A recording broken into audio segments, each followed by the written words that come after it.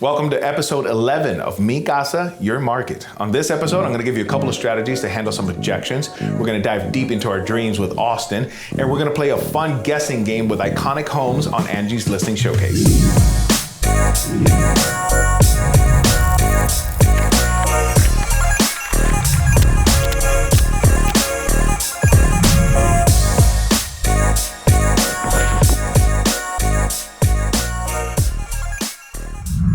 Hi, my name is Angel. I'm a licensed real estate professional, and I've been in sales for over a decade.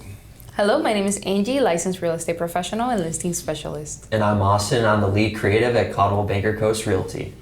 All right, so I'm going to do a little quarterly report just to bring people information as far as the market goes. So the first thing is the national market. National market is actually up 2.4% in sales volume, meaning that it sounds like a small number, but at the moment, with the way the market is right now, Picking up. anything helps. So we're up 2.4% over last year, meaning that more inventory is moving, which is a great sign.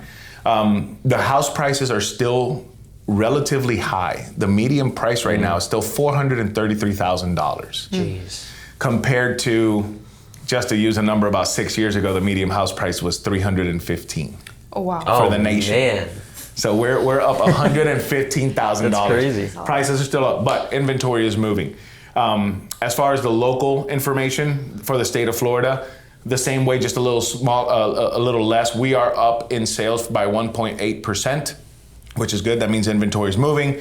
Median house price is still up around $406,000, up from last year at around $380,000. So the house prices are still going up.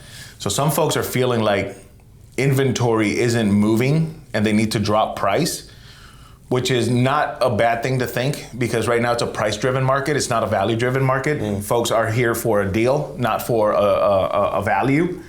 But it's good signs to see that it's still picking up. Right. So I firmly believe that we are on the recovery. The real estate market always does the same thing. If you look at the real estate market, it's always like a wave. We have recovery, and then we have problem, and then we have recovery, and we have problem. We're on the upslope of recovery. That upslope may take longer than usual, but that's where we're at. Just a little market update to give you as what's going on around the area. So let's go into sales strategy for today. This is where I get you folks involved. As far as sales strategy for today, I wanted to touch base on objection handling. I think it's really important for us as far as handling objections. It is. It's real estate. Yeah, it is. It is real estate. It is entrepreneurialism. It is business itself at its core. So it always helps out. Can you folks give me an example of maybe an objection that you had to overcome in a creative way or some way that you were able to overcome it? I'll start with you, Angie. Okay. It's on the spot. Oh my God. Right quick. So, whenever I'm visiting people, like especially like I love visiting for sale by owners. I just like to help them out, give them the opportunity. Like, yeah, you might have a chance. Go ahead. Let's go for it. But the process of getting my foot in the door, it's such a hassle. It's such a battle because I have to gain a trust from the other side of the phone. And that's definitely something that you have to practice and overcome, and definitely stabilize some type of trust. So that's one of the things where I definitely have to do some objection handling. Okay. So some of the things I like to do, I like to promise definitely, like, hey, I'm not here to sell you anything. I want to evaluate what's best for us, if I can show your home and things as such. But that's definitely one of the spots where I definitely use a lot of objection handling. Keep in mind, like she said, the for sale by owners is a very limited pool of visibility. They're putting it up on the majority of the times on Zillow because it's the website that offers the free option. That means if people are not visiting Zillow, they're not seeing it. Right. So folks like Angie and myself going out to these properties and knowing what inventory is out there when a buyer comes along, it's like, hey, I know something that you might not, I've got a listing that you might not be aware of. Let me take you and go see it. So it's always good to do for sale by owners. How about you, Austin? So when I was that you handle. So when I was in the wedding business, that is one of the hardest businesses to actually sell yourself. Okay. Because you really have to show your work well and talk yourself up well. Yeah. So I had, I wouldn't say a situation, but a time where I was, trying to sell myself to a couple. It's their wedding. It's one of their biggest days of their life. Yeah. Right. So you really have to, take in a lot of what they're saying. Yep. And if you can't meet them where they're at, with the ideas they have, then they won't, use you. So this couple was like, oh, I want an office themed wedding, like the show. Yeah. We want this video to be like office themed and have clips of people doing interviews like, oh, I don't like this guy or something. But that's not necessarily my style, and I can't completely shift, what I do normally to cater towards someone. Yeah. So the way I handled that is I was like, I can, adjust my style a little bit and, do things in a way that I could almost do an office style, but keep it my own personal style. Right. Because you still have to keep your quality. Yeah, and your I gotta keep my brand consistent. And also another way that you can sell yourself, like what I did in the wedding industry, is I would withhold things that I can do for them and add that on as a package deal if they take that package. Under promise and over deliver. You start really high. You're like, oh yeah, I can do it for $5K. Let's say as just a random number out there. Oh, that price is pretty steep. I don't think I can do that. Well, what if I told you that this is also included in that price? In that price. So you can get this, and this for the price I'm giving you. Yeah. Which is, I don't do for everyone, which, you say that, but you can do it for everyone if you really work it. I loved how you said that you need to keep your brand consistent. Yeah. That was a good point. You kind of breezed over it, but it bears a little bit of detail because you have to keep your brand consistent. Yeah. Because at the end of the day, that's what people are hiring you for. Exactly. They're hiring you for your brand. So you kind of breezed over it, but it's such a good little detail to unpack, to let people know, like, keep your brand consistent. For example, that's good. When I do videos, it's usually a lively video. Yeah. If somebody calls me and says, no, I want you to do a dead serious video, that's not me. Exactly. Right. That's not how I want quirk in it. I want fun. We just did a shoot for one of my listings.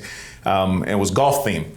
I started at the range, I send the ball out flying, the ball's lost, and then the ball lands in front of the house. I chip it into the house, and then I putt it into the key. Like, that was a good one. Those are fun things to do. That's my style of video. When if somebody were to tell me, it's like, hey, I don't want you to do that for my house, I would work with them and say, okay, what can I do? It has to be fun. It has to be eye-catching. Yeah, kind of be halfway through, basically. Yeah, and I have talks like that with agents that don't want to be in videos at all.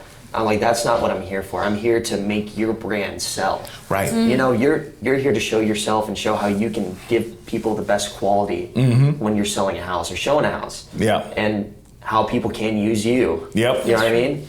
And if you are not showing yourself in these videos, you're not selling yourself. No, exactly. You're trying to sell a home, but people don't know you. Right. You know what I mean? Right. And that's where the brand thing comes along. And if you build a consistent brand with videos, pictures, whatever, just selling yourself. Yeah, I can agree more. Like, it's such a little detail, but it's so important for people to know that. I didn't want to get lost in the jumble. But we deal with objections at every point. So I'm going to give you 3 little objections for you to handle any type of ordeal.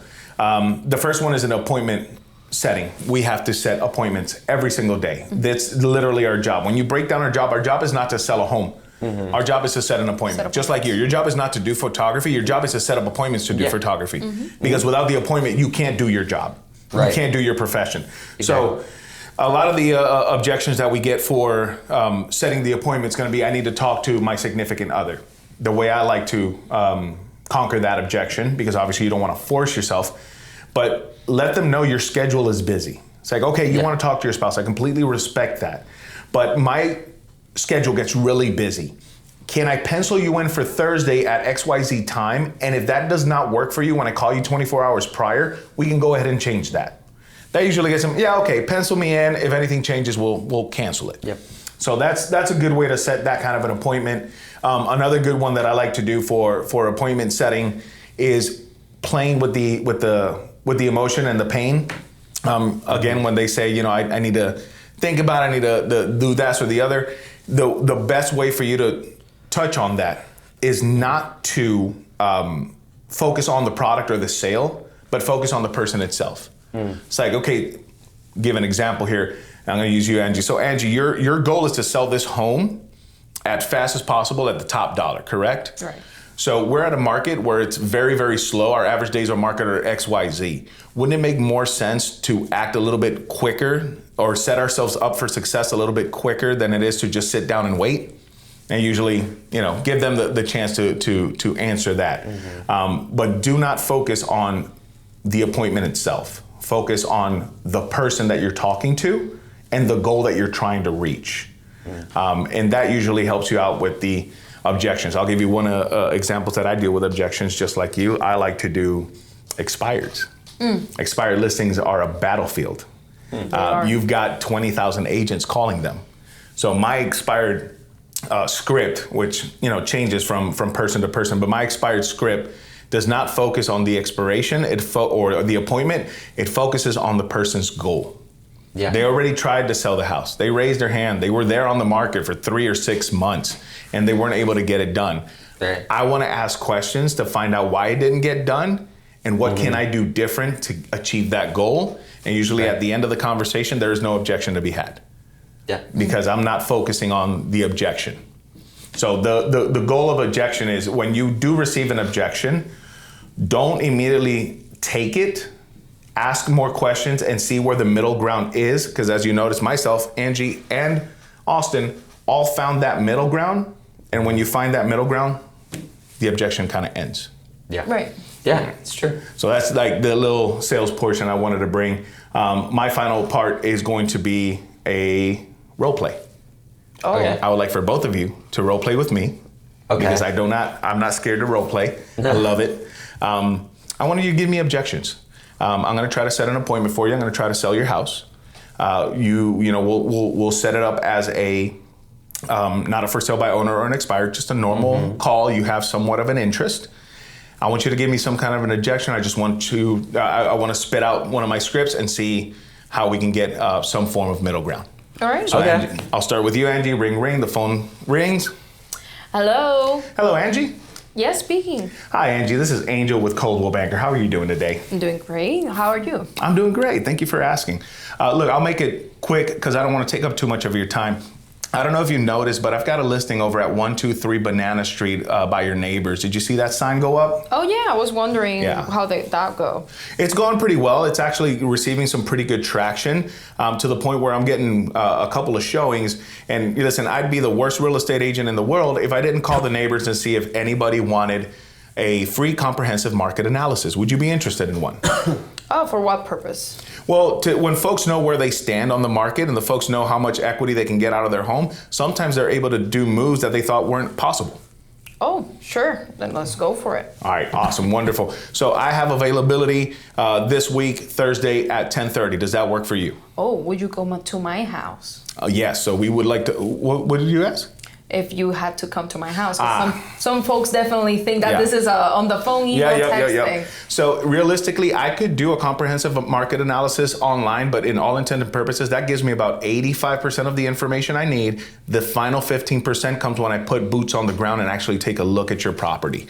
Right. That also gives you an opportunity to show me why that house is a home, not just a house.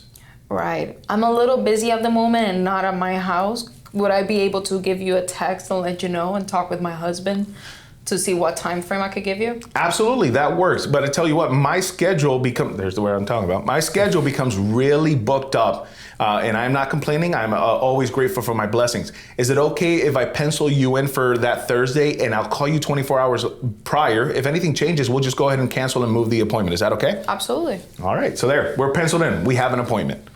We call them 24 hours before. If they cancel, great. If they don't cancel, so be it. Yeah. Austin, I'm going to call you. Ring, ring. Hello. Hey, is this Austin? Yes, it is. I know their names because when you go to your online directory, you will have these people's names. Use their first name. Be a friendly voice. Don't be, hello, Mr. Wallace. Yeah, absolutely. That kind of off-puts. Make it personal. Here's another one that I like to use. So you said, hello, Austin? Yes, this is him. Hey, Austin, this is Angel with Coldwell Banker. How are you doing today? Good. Good to hear. Look, I hate to ruin your day, but this is a real estate cold call. So if you feel like hanging up, I completely understand. But if you give me about 30 seconds, I could give you some information that might make some sense. I'm driving right now. I'm kind of busy. How long will it take, you said? Like I said, 30 seconds, maybe a minute, and I'll get out of your hair. Okay, that's All right, fine. Awesome. So the first thing I did want to ask, did you notice that a listing went up on 123 Banana Street? It's your neighbor.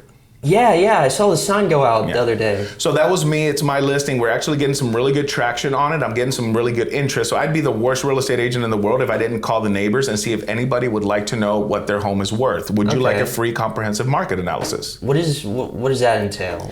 So it's a simple appointment where I come by and I do a market analysis on your home and the surrounding homes, and I actually give you a value on what your home can be sold for in this market at the moment. Okay. Do you do weekends? Can you come out on a weekend? Or? Absolutely. I can do weekends. That's not a problem at all. What time would be convenient for you on Saturday? Usually the mornings, maybe like 10 a.m. 10 a.m.? Yeah. That's fine. I'm going to go ahead and put you down on my calendar for Saturday at 10 a.m. I'm going to give you a call 24 hours prior to confirm. Okay. If we need to change it, just feel free. We can change it. But other than that, I've got all the information I need. I'll come by ready to go on Saturday. Awesome. Sounds good. I'll mark it down. All right. Excellent. So we've got 2 appointments there. The objection for Austin is, I'm driving. I don't have much time right now. What are you going to do? Oh, okay. Sorry for bothering you. And hang up. You're never going to get anywhere. Angie's objection is, I want to talk to my husband and things of that nature. That's fine. My schedule becomes busy. Let me pencil you in. If anything changes, we can go ahead and change it. The one thing I also did to both of them is the 24-hour call ahead. Angie knows this from working with me. Nobody has ever ghosted me. Wow. I have that. That's impressive. You know why nobody ghosts me? Why? Because I cancel them. I'm not going to allow the public the chance to ghost me. That's why I'm going to call you 24 hours in advance. Yeah. Hey, I gave you a call 24 hours ahead of time to see if you don't answer, to see if we're good for tomorrow. No reply. Text at the end of the day. Hey, I called you this morning to confirm tomorrow's appointment. If I don't receive a confirmation, I'm going to have to book something else at that time. Yeah. Day of the appointment, one final text. Hey, we're set up for an appointment today at 10 a.m. Just confirming and making sure that we're good to go. If I don't hear from you within the next hour, I'm sorry, I'm going to have to fill that void up with someone else. And just leave it at that. Yeah. Because instead of you ghosting me, I'm the one canceling on you. That's good. And the reality is our schedule there's always something we can do. There's always something that we can do instead of sitting around and waiting. That's true. So if the public does not confirm, then I'm going to fill it up with something. Yeah. I'm gonna go film a podcast with these folks. But that's it. A little bit of sales strategy, objection handling for today. Awesome. And that's all I got. Let's go. I love that. It's gonna be very helpful for a lot of new agents and things as such. For sure. Especially with the objection handling. Oh yeah. I'm gonna try to bring a couple of situations and scripts and stuff like that to kind of help out the public where they can click on this video and just steal my scripts if you want. I don't care. They're for the public. Just write the transcript down. Take it for yourself. Awesome.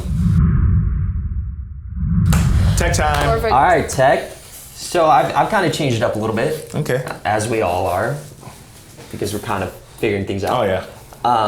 So a little less on the tech side, but more so on the personal side. So what are some dream items or dream tech items that you have or have had in the past? And on another note, I'm going to ask you a little bit after that, what are some dreams in general that you've had that you didn't completely pursue? Ooh. Wait, Austin. which one do we tackle first? We're gonna tackle the dream tech items first. Okay. Okay. Whoa. I'll let you go ahead. I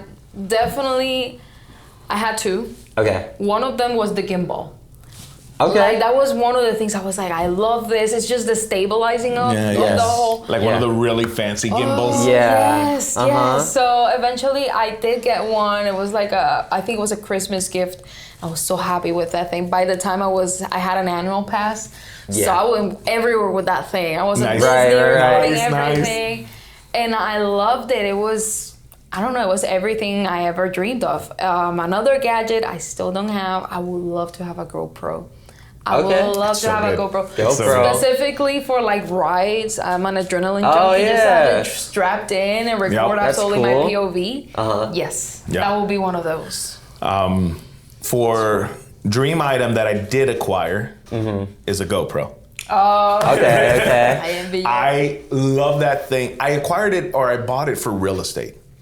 I wanted to do real estate videos. There's on my personal channel, I had a few long form videos. We're all shot by GoPro. Yeah. And then I realized that was the wrong equipment to purchase for that. In little insight, I'm sure everybody, if you've ever dreamt of a GoPro, you've gone on YouTube and found all the videos. GoPros overheat. GoPros are not made for stationary recording. GoPros are not ideal for one-on-one online content. GoPros are not ideal to use with microphones either. They require attachments and add-ons for you to be able to use microphones. It's true. It's not the ideal piece of equipment for that. What I ended up using it for is for what you said. I do family videos with it. When we go out to like Aquatica is one of our favorite places to go. It's a waterproof camera, so I strap it onto my kids. I send them down the slides. We go down the rides and record the rides.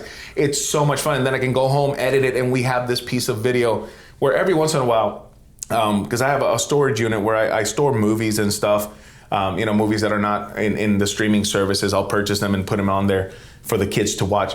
And every once in a while we catch ourselves like, hey, let's look at you guys remember last year when we went to Aquatica? Now, it's a nice little 20, 30 minute video of the family's day in Aquatica with a little bit of editing. It's so much fun. Yeah. We're from Puerto Rico. We go down to Puerto Rico every summer. So when we go down, I record that as well and make a nice little video. It's fantastic for vacation videos, for things that are not, so tech driven like long form videos or one-on-one shots. The GoPro was a good acquisition. Not for my profession, but for my personal life. Yeah. I love that thing. I love it to death. Yeah. A dream one of mine is actually that bad boy right there. Not that one specifically, but a camera that I can actually use for long form personal videos. Yeah. My struggle, I want professional equipment. It's a dream to have that kind of a professional equipment. The reality is that this little piece of equipment right here with my microphones like these that we have on right here and the CapCut app is really all I need. Right. Yeah. So it's like, what's the excuse to buy? Right. Yeah, Making the investment makes absolutely no reason for me, but it is still a dream of mine. I used to have a really, really, really nice DSLR camera back in the day, which my beautiful wife left in the rental car and we lost forever. Oh no. Oh yeah, it hurts. It hurts. So it was a really nice Canon. But that's like, I would love to have a really good camera to record my long form videos, but in reality, or record my daily videos and stuff. But in reality, this thing is really all I need. So making the investment just doesn't make sense at the moment. Right. So one of my dream items that I actually acquired was some really, really nice over-ear headphones. Oh, nice. That I use for editing and I use for pretty much everything now. Some really high quality sound. One, they're wireless. Two, they never die. Like I have used them since I've bought them and charged them maybe once, and I've had them for like 3 months now. Which one are they? Are they the Bose? Sony XM5s. Yeah. I've never owned a pair of good headphones. Okay. I've always had really cheap, like $50 Amazon headphones or some really old AirPods that I bought off my friend that are dying on me. So I've never owned a pair of incredible headphones that I can actually hear everything that's happening. Even like with the surround sound and everything, you don't get that in AirPods or anything like that. Oh my God! And with the AirPods, ever so often, one will like be like lower and one will be like higher volume. It's just glitchy. And then with these, it also has noise cancellation, so I could turn them on, couldn't hear a word you're telling me. Oh yeah, you can't hear like anything. Especially ridiculous. that quality of headset. Yeah. Now, another item that I would love to have that I do not have is a camera that costs $5,000. But it's used to make movies. Okay. It's used for solo travel videos. Okay, so it's like the streamer camera. It's like just a little bit bigger than my camera here. Yeah. It's called the Sony FX3. I know exactly the camera you're talking about.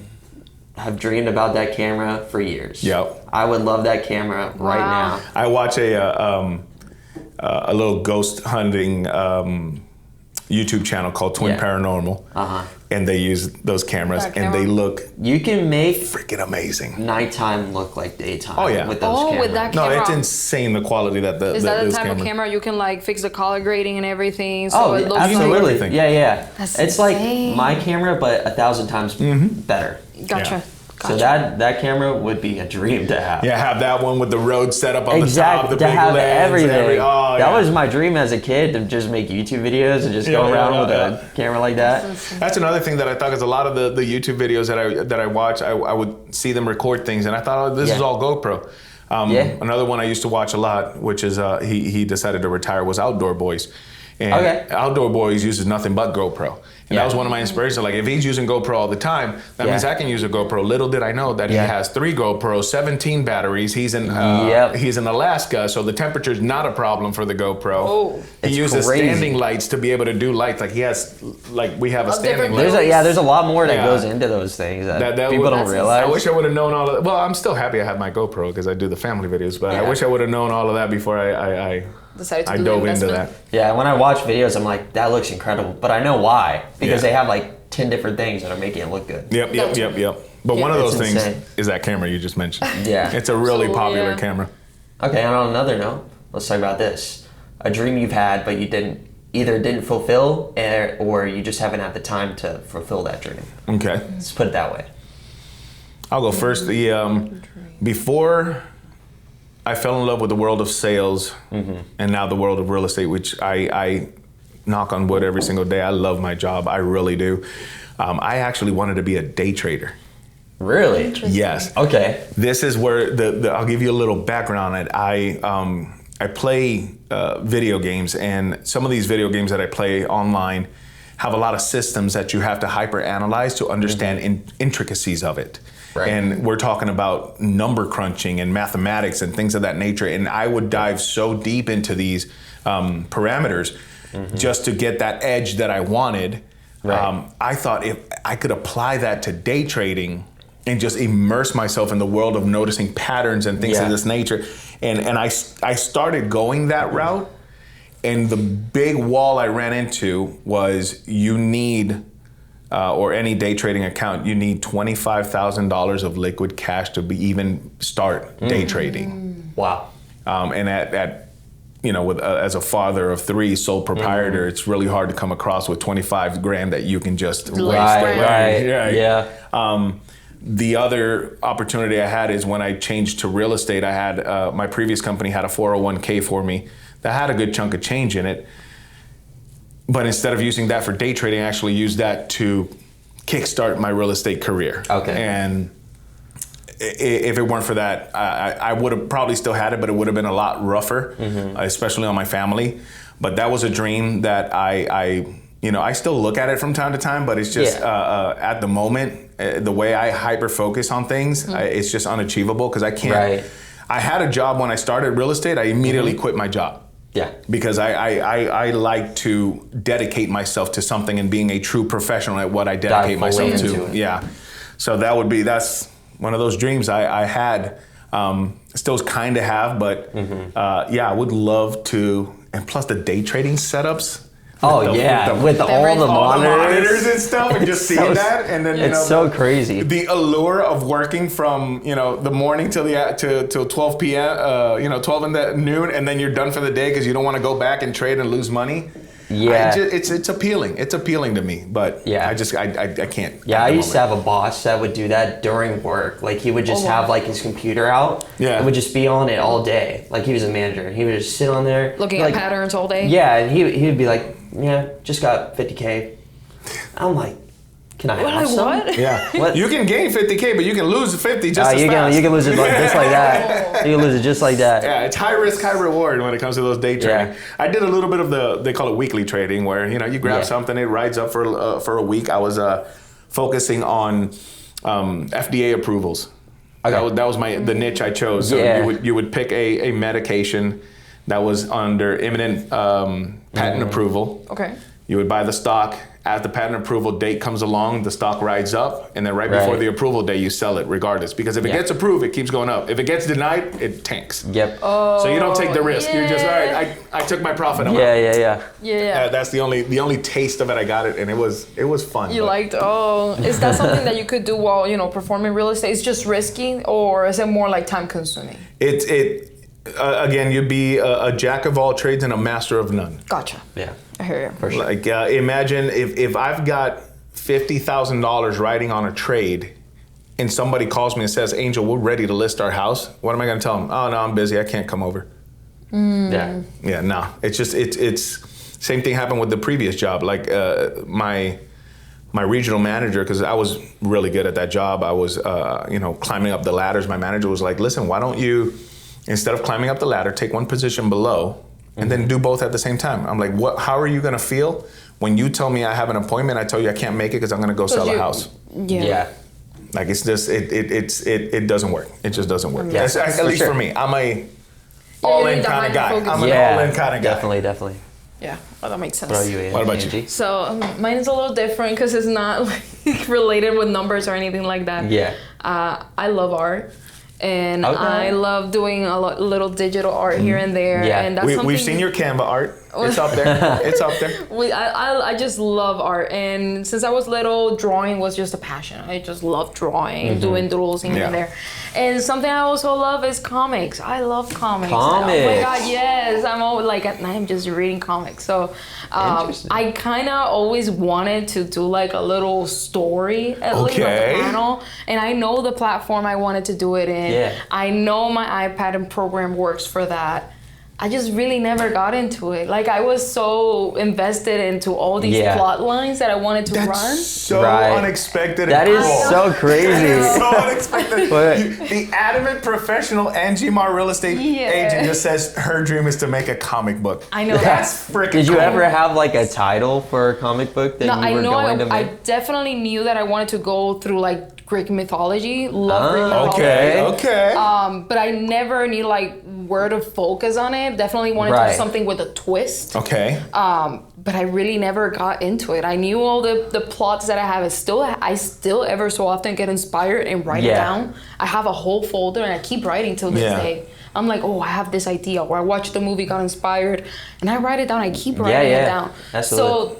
So, the candle is still there. I just really haven't put it in action. That's awesome. That's awesome. Can you I imagine like that. Yeah. Greek mythology, real estate story or something. Listen, if you ever do a comic book and you're gonna do a what is it called? A narrated reading of it, I beg you to let me do the voiceovers. Okay. That'd be sick. I beg you to let me Let's do make the it happen. I do a live podcast comic book reading. I'm my family, my family's and friends. We're going deep into the nerdom. I just said I play video games. Like people's perspective. Revealing the personality. People's perception of me is about to change. I am my family's and friends dungeon master for Dungeons and Dragons. Oh, I love And that. I like immersing my family and friends into the world, so I do a lot of voiceovers. So if you ever do a comic and you're gonna do a dramatization of it, I want to do the voiceover. It's on video. It's on video. So Lock it in. promise. Lock it in. Doing voiceovers. Let's go. Cool. So Dream, my turn. yes. My dream used to be to make a movie. That lines up though. That's That lines perfect. Yeah, you're I've closer than us. Yeah. which is a really hard thing to do, but Yeah. I had that dream. I went to school for it. Okay. So in school, I used to we would watch movies in class and go home and be like, oh, we gotta write a whole paper on this movie. And write about the perspective of the director and how he thought through these different scenes. Yeah. And now every time I watch a movie, I'm always in that mindset as if but I was either perspective. shooting. It's crazy. If you're watching a movie, you could think about that movie in like 10 different ways and get a different feel of the movie every single time. Absolutely. Like you could think of the movie if you were the set designer. Yeah. Or if you were the director or producer. Oh, yeah, definitely. Or if you were the director of photography, which is Yeah. the person who actually films the movie. Yeah. So- Yeah, there's so many different roles that go into a Yeah. movie that when you have an understanding like you do, you can understand it's like, why did the costume designer choose these Exactly. costumes for this scene to set this Exactly. mood? Yeah. It's crazy how much that goes into it, but I've always just been fascinated by it. Yeah. Like, why do I actually like this movie? Or why do I feel something in this scene? Right. And why can't I recreate this? And just, Yeah. I've always admired when watching certain movies, there's like you said, there's few scenes that just get your mind going. Like, what was going through the director's mind? Oh my goodness, yes. All the time. Like the certain angles that some cameras take. Like when two people are having a conversation, and the director decided to have the camera angle behind a few books and kind of, panning, Yeah. panning in the background They and all showing the make you conversation happening. feel a different way. How do you see? You got to be born with that Right? vision.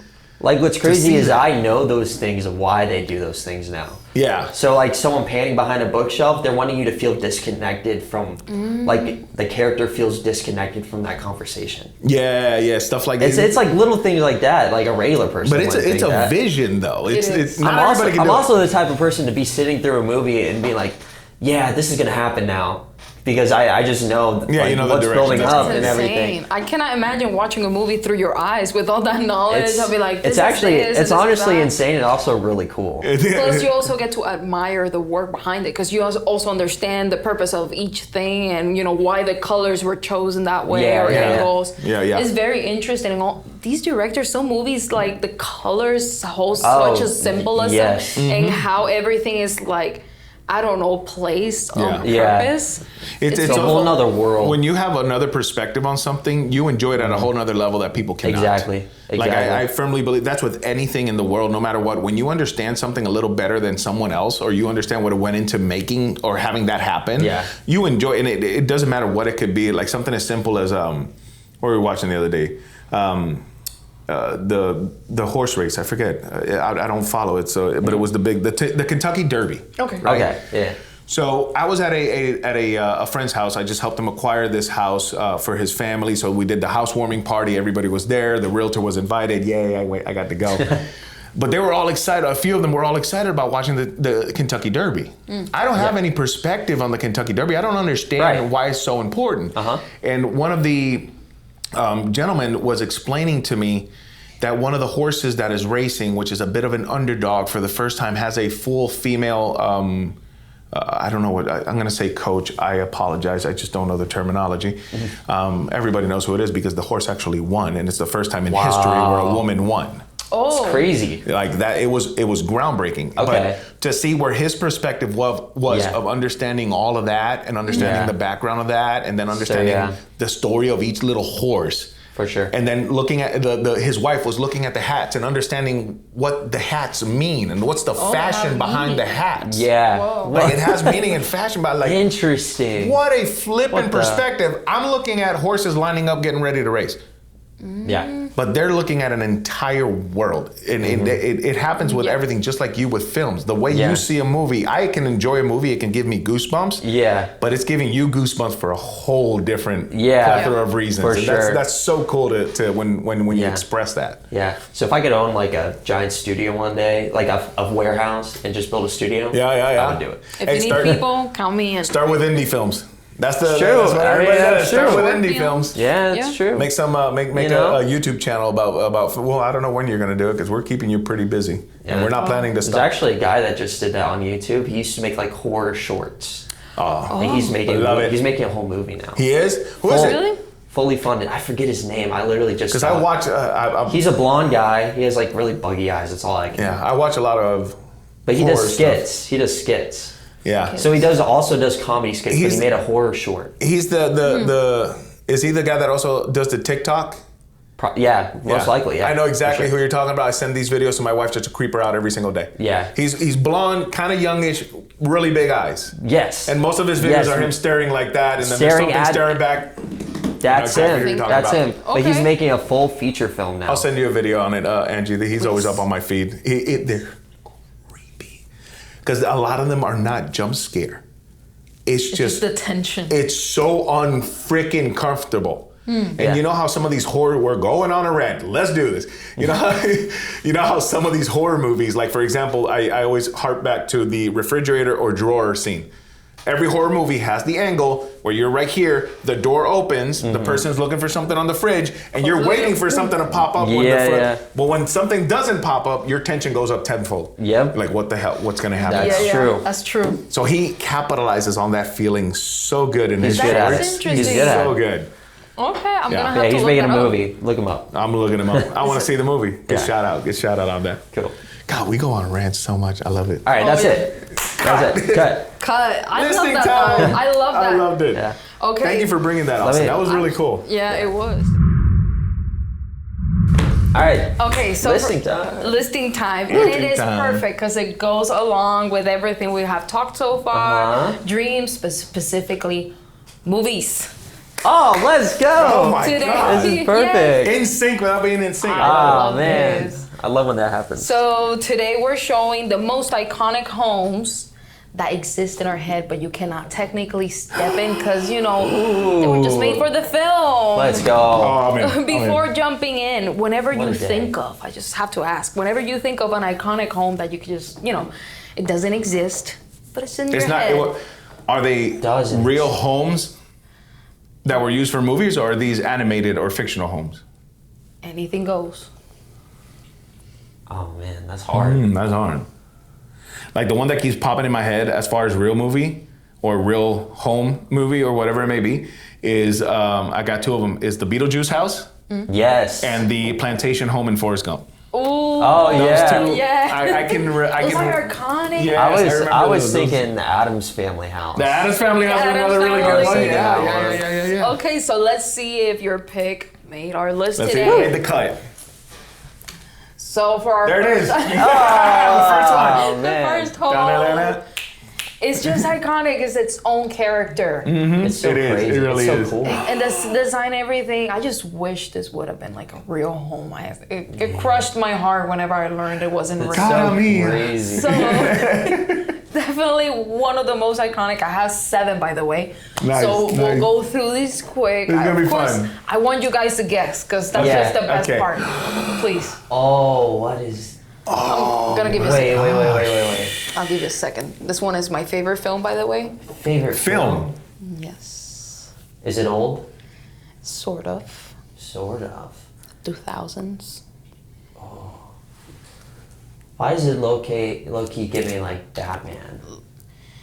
Look for It sort of does, but I don't think sort it's of, Batman. but I know, but just a little hint. It's haunted, and that's everything haunted. I'm gonna say. Haunted. I don't know. Casper?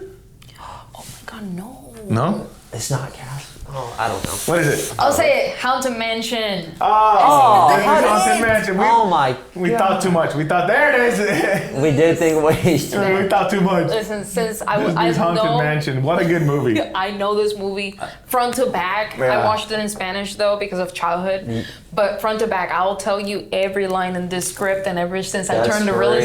estate, I was like, this is my movie now. That's so cool. I love Haunted Mansion. I didn't know Such a this good wasn't movie. a real home, so that broke my heart. I was like, what? It's just That the is kind set. of crazy. But it's just one of those. You know what the thing is? We have to appreciate that when they made this movie. Yes, it's a set. It's in the Hollywood set place. But nowadays they don't even make sets. Nowadays you get a floor and a couple chairs and a bunch of green screens. Yeah, no, maybe Yeah, a wall I or know. something. Yeah, Everything's a green screen now. Takes the love out of it. Yeah, you say but you somebody haven't actually watched made this? this. No, I've watched it. Oh, yeah. No, I'm definitely watching I mean, this is like, a oh. classic. This is. Oh my Yeah. god. But yeah, I definitely miss this like feel of having. Look how crowded and overstimulating this room is. at itself. It is. And Definitely. we don't see this anymore. The I can see. I can picture the scene. I can picture the scene as you show up in the I dining room. love every detail. I was So like, good. oh, this is without the editing. There's Or Eddie. you got Eddie There he Murphy. So let's jump to our next home. Let's see. Pink. Oh. I feel like I know this one. It ain't Barbie. Is it from a horror movie? Horror if you're a kid, for sure. Oh. Is this Casper? No. No. Man, then I don't know. It's okay, it's okay. A hint, it's stop motion animation. And it's- Coraline? Yeah. That movie Coraline. was freaky. Yeah, So I yeah. was like, it is horror. Definitely you're a kid. it's a kid. Yeah. It's Oh just my one of those movies that just gave me goosebumps. Yeah. That Coraline movie was scared me as a kid. there's a little door The right little there. I mean, that even Yeah. looks like a coffin almost. Oh yeah, but this home is iconic. Whenever I see The the color. living room, I already know. I'm like, Crazy that this it is the was Coraline stop home. motion. Yeah. It is. It's a dying form of art. So let's jump to our next guest. I will have to say this is one of the most recognized homes Oh, out yeah. there. You put this Yeah, on like the easy. living room, everybody knows. The couch. There it is. Oh, yeah. Yep. That's it. Go. And I love it because every piece Oh. of color is just, it's very iconic. The color choosing and everything. Imagine a real home with that color. Trying to sell a home with Let's that do color. it. No, Let's make our house like that. but it's still iconic. Nice. Okay, let's jump This to our is- next one. Oh. Harry Potter. Yes. The This- Weasleys. This is the Burrows. Yeah. We got the Burrow. That's definitely a home. miniature. That looks like a miniature. From the outside, it was kind of hard to recognize because that one, like, I think is from the fourth movie and onwards that they Yeah. showed it. Go back one. The car's right there. The car gives it away. If the car wasn't there, would you have been able? Okay. I'm a Harry That Potter was just, fan. okay, good. I love Harry Potter movies. Oh yeah, this is one of those homes. I wish I could live here with the magic, because the dishwasher, Yeah. everything Yeah. knitted itself. So definitely iconic. True. So we're on our last two homes, and this one over here. Someone has been saying the name of this home for the past 4 homes. Casper. Yes. Finally got the Casper. This is the Wistaff Casper. Mansion. Oh my Let's gosh. I learned so much about this home when researching, because apparently the organic way everything was done. Of course, this was a set, but oh my god, what a set! That's Yeah. an insane set. It was inspired on Antoni Gaudí, which is an architect over in Spain that also had to do part in the makes sense. Sagrada Familia Church, which is Oh my very gosh. Okay, famous. that makes sense. So that's one of them, and this is our Okay. last home. Oh. Fun fact: the neighborhood Edward actually Scissorhands? exists. Yes! Woo! Apparently, the neighborhood is in Florida. I'm like, that It makes is. It's sense. in Tampa. Tampa. It's in Tampa. Really? Yeah. I didn't know that. Fun That's fact. fun. That's I awesome. was- There it is. So the neighborhood was newly built, and then they added more after the movie. That is interesting, but definitely, you see the houses. I was You see, already. it This looks is like Florida. it looks like Yeah. a set, but it was literally a whole neighborhood. What a good movie. I love Edward That's Scissorhands. Can you imagine? I'm like, yeah, my house was in the Yeah. hand. It's pretty crazy. I would have had. That's my why there's heart like broken that's why there's changing like the no colors. trees or anything. Oh, that is very interesting. Very interesting fun fact. But yeah, we got that final home. It's insane. Listen, That was was good. fun. I like that. was which fun. one did you wish made the cut but didn't? The 13 Ghost House. Oh, Since we're, because it seemed like you had a theme of dark haunting movies. Yeah. the, at least though, I was like, this is too iconic. I cannot leave it Yeah. out. I was gonna make 5, eventually turn to 7. the house from 13 Ghosts. I always thought it was also, but this not movies, like shows. Was it Haunting of Hill House? That's Oh, another Haunting really, of Hill House. that's another That really one's creepy crazy. house. Yeah. That one is, but I've seen that home has been used for other recordings. Oh, yeah. So I'll sure have to do another episode. Ooh. Homes that have been bought from different, like Twilight Home. Yeah, Yeah. yeah. Things outside, That's a cool one. Like homes that Home. have been used in Yeah. different The Full movies. House. Yeah. The House. Full House. Oh, the Full House, the townhouse. Yes. Yes. By the way, that's a huge townhouse. Yeah. I think it's huge. Massive. I think it's like 5-bedroom townhouse, Yeah. especially with a fully developed basement. It's insane. Ooh. Huge house. Yeah, definitely. Oh, another iconic one is that 70s show. That 70s show's house with the basement. Oh, there's so many iconic Yeah. houses. Let's leave some for the next Yeah, time. Let's leave it for the other for the next episode. there you go. Yeah. There you go. Well, that's our pick of the day. If you think of any iconic homes that I didn't get to mention and you would have loved to see, please leave it down in the below. comments. That's everything for my portion. Awesome. Well, that's going to do it for episode 11 of Mi Casa Your Market. Don't forget to like, share, and subscribe. If you have any suggestions or questions, leave it down in the comments section. If you're in the great state of Florida and need some help with real estate, feel free to reach out. But other than that, Until next time.